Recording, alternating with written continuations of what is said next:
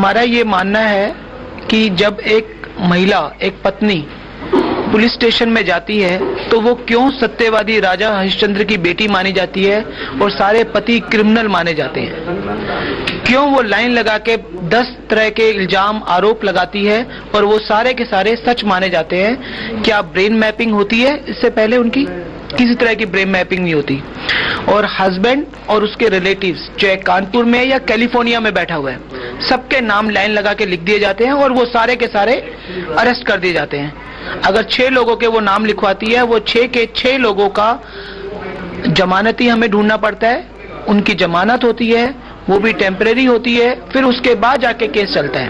They have filed complaint against me, my mother and my sister-in-law, my brother-in-law in women's cell Krishnanagar. Reason क्या है कि kidney नहीं है by birth and she says that कि I am not fertile, I may not live longer. ठीक है, इसको issue बना के उसने कंप्लेंट कर दी है। वो सारी कंप्लेंट झूठी है। It is totally being misused against me, my mother and brother-in-law. My brother-in-law, he lives 10 kilometers away from my house. Still he is under that complaint. और complaint में 80% नाम मेरे brother-in-law और sister का है। मेरा नाम is just 20-25%. But so we are still fighting and they are asking for 18 lakhs rupees from me. How can I pay 18 lakhs?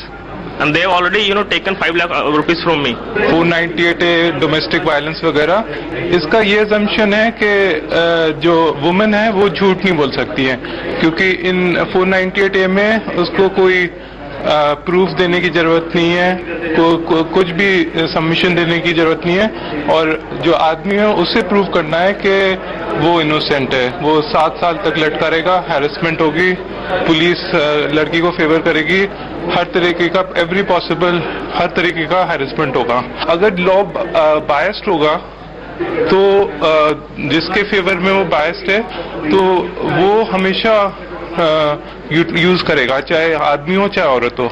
एक चीज ये है कि अगर आपके ऊपर केस हो जाए, don't keep your wife, don't think of the relation again, this I will say, because एक बार आप फंस चुके हैं और दोबारा जो है और डीपली फंस सकते हैं, तो और उसका कोई रिलीफ भी नहीं है। Indian courts are helpless. So I request the government to change this law immediately with immediate effect and make some provisions in the law so that girls' family is also convicted. कोई court में जाओ, वहाँ पे वो जज आपकी पढ़ता है, ना पढ़ने का बॉदर करता है, बॉदर भी ना करे वो पढ़ते हैं, कहता जी इस लड़की को 5 लाख रुपए दे दो, कंडीशन लगाई 25 लाख रुपए की, 25 लाख रुपए दे दो, बेल दे दो। नहीं, बेल के लिए 25 लाख रुपए किस वजह से? कौन सा धारा, कौन सी कानून कहता है कि 25 लाख रुपए बेल के लिए दे दो? 5 लाख रुपए दे दो, लाख रुपए दे दो, 2 लाख रुपए दे दो। क्यों? क्योंकि वो लड़की और उसके माँ बाप वहां पे जाके तमाशा कर रहे हैं कोर्ट में।